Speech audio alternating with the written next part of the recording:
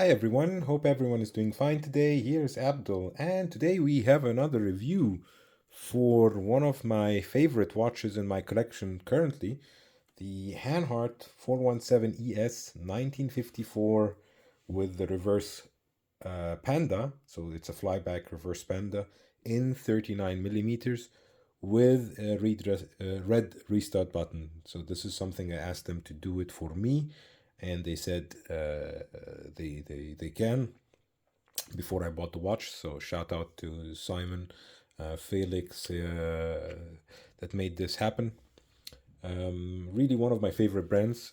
Not only because I live 30 minutes next to them, which is basically makes me neighbors.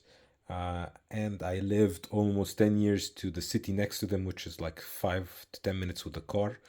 So I was always intrigued by Hanhart. So, first off, the watch has a chronograph, as you can see, a flyback chronograph.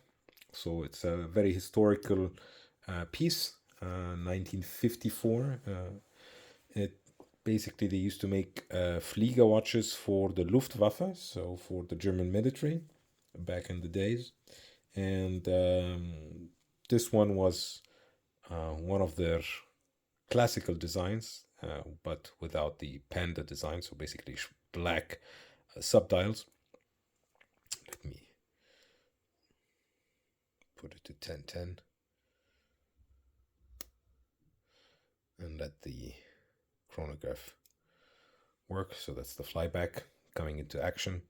And two things that makes this one special, not this one, but this chronograph, was the red restart button that made it easier for the pilots to differentiate between the stop and the restart. The flyback, so they can calculate much more precisely instead of stopping and then restarting or stopping and starting again. And also the bezel with the red dot, where you can move it basically to add hours to the calculations, as you have only a 30-minute chronograph dial. So you can even add here, let's say, the first 30 minutes, the second 30-minute, and so on. So this is like the basic stuff for the watch. Yeah, let's get into the dimensions, because I think the dimensions are pretty important. Because I think this one is one of the only watches that the dimensions might scare you off in the thickness, but it actually wears quite nice. So 39 millimeters in diameter, around 48 lug to lug, thickness 13.5, almost 14, with a lug width of 20 millimeter. So pretty standard lug. One of the coolest thing about the watch, the durability, and of course the loom, which is quite cool. As you can see, the numerals, the subdials, the hands, second hand, everything is loomed.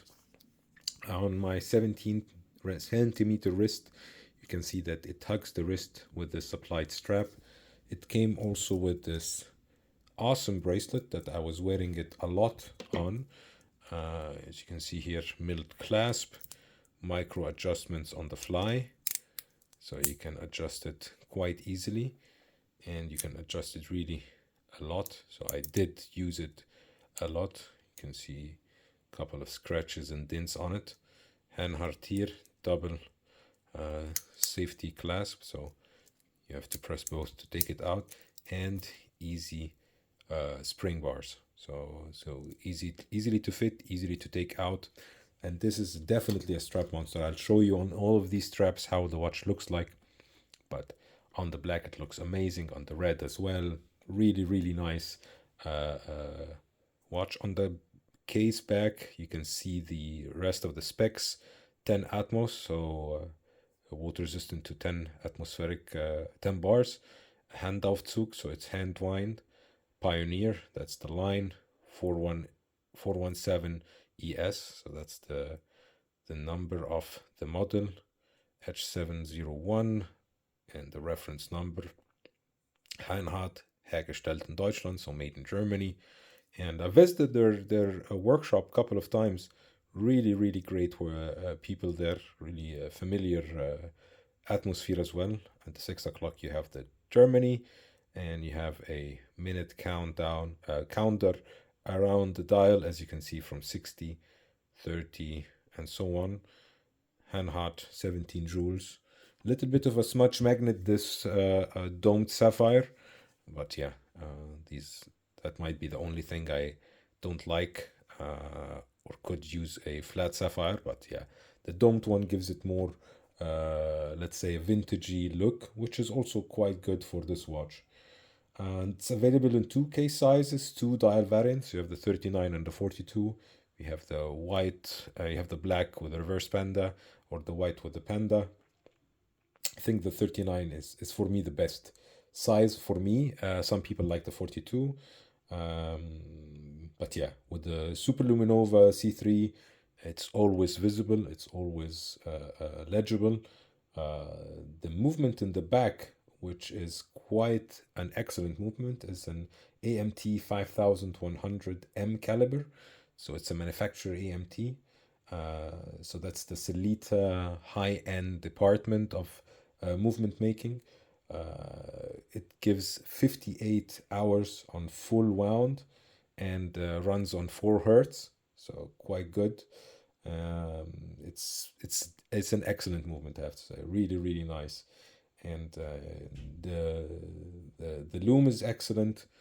The crown is big enough. One of the things that also I faced here, like it's just something small, but if you cut your nails quite often like me, it's could be challenging to open it. But now I have a little bit of nails, so I can open it. As you can see from the front, it's much harder, but from the back, it's much easier. But 10 bar water resistant or pressure resistant is quite good. So in 19, I think, if I remember correctly, 1963 they started with the stopwatches again after almost 10 years. But in the wartime, they used to make Flieger chronographs, and yeah, this leather is quite nice, quite supple, easy to wear. That's why I'm putting it also on the leather. Also, I asked them about the case back because the other ones have a see-through case back, but because this watch has a magnetic resistance and also an impact protection, and they opted out for having this kind of case back. Because I asked them if it's possible to have a see-through case back, but they told me it's not possible.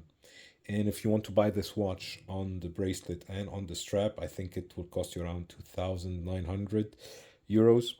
You can check out their website. That's including the VAT. So if you're buying from outside of the EU, you will get a little bit of a discount. The finishing on the watch is quite good. As you can see, brushed on the sides, polished on the chamfers and on the lugs, giving it a very nice shimmer in the light. And the buttons are well done. They don't feel like they're coming off, or they're really sturdy. Feels quite nice in the hand. Also, when winding, you feel also it's quite easy to wind. The crown is big enough for winding, but not too big.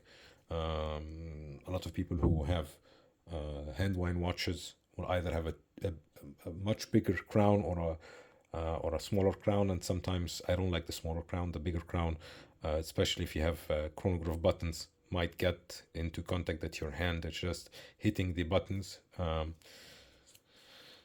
Yeah, what else? Like I said, I'm really, really happy with the watch, I have to say.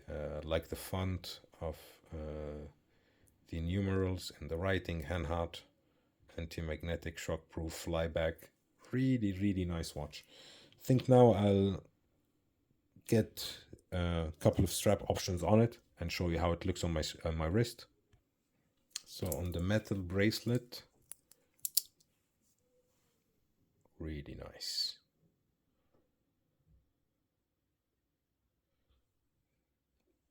Excellent bracelet, I have to say. And like I said, I have a 17 centimeter wrist, so 6.69 inches. On a gray leather strap. It looks also quite nice. Plays with the white, subdials a bit. The brown one gives it a little bit more dressy, because the black on brown. Not my favorite combination, to be honest. That might be my second favorite combination with this Fluco candy red strap, because it goes really well with the red elements of the watch. And that's more like if I'm going on holidays, casual meetings with friends and stuff like that, I'll definitely go for this red one. Going to the sporty combinations, this olive sailcloth strap looks also quite sporty with it. Third favorite combination would be this rally sport strap with the holes. Makes it really sporty, perfect for a summer day, hot weather, going out to swim even, because 100 meters of water is, or not 100, let's say 90, because of the 10 utmost doesn't calculate directly to 100, but I digress. Also the opening makes it easier that the water comes in and out, so looks good as well. But I'll show you now my favorite actually combination. My favorite combination is definitely this white sailcloth strap from Art and Straps. It has a little bit of discoloring now, which is okay. I wore it definitely a lot. I'll try to wash it again. Maybe the discoloring will go out. Hopefully it does. It's a shame if it doesn't. But yeah, maybe I'll contact Artem again to ask them if there is like some kind of way to clean it. But yeah, that would be my favorite combination with the watch. NATO, which I think a lot of people will wear this watch on NATOs. So a gray NATO looks nice. And the black NATO looks even nicer on it, I have to say. It looks like it's made for it. Really nice combination. Yeah, these were the straps that I wore on my Hanhart. And now it's time to put it on the time grapher to see how is it performing. I was actually I will be wearing it tomorrow to work. So after I finish, I'll set it up, zero it, and then we'll see what's what. Maybe I'll close the chronograph while testing it. Excellent numbers, as you can see.